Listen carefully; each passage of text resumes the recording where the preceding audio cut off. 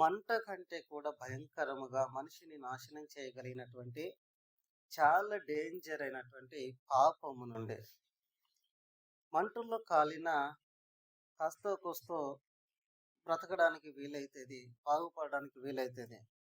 కానీ పాపములో కాలిపోతే మనిషి బ్రతకడం, బాగుపడడం చాలా కష్టం.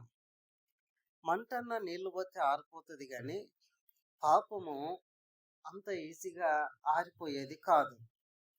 అంటే పాపము చాలా డేంజర్ది. ఇది చాలా భయంకరమైనది. పాపము అనగానే అది చాలా భయంకరమైనదని మనం గుర్తు చేసుకోవాలి. పాపము అని దేన్ని అంటాము? తప్పు అనే ప్రతి దానిని పాపము అని అంటాము.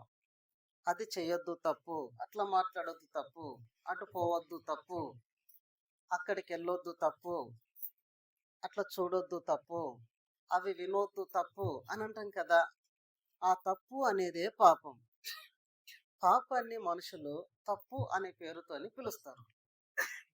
డైరెక్ట్గా పాపము అని పిలవడానికి భయపడతారు మనుషులు. ఎందుకనంటే అదంత డేంజర్ది కాబట్టి.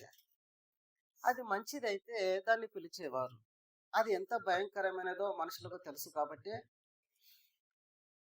అది ఎంత డేంజర్దో మనుషులకు తెలుసు కాబట్టి డైరెక్ట్గా దానిని పాపము అని నోటితో అనడానికి భయపడతారు.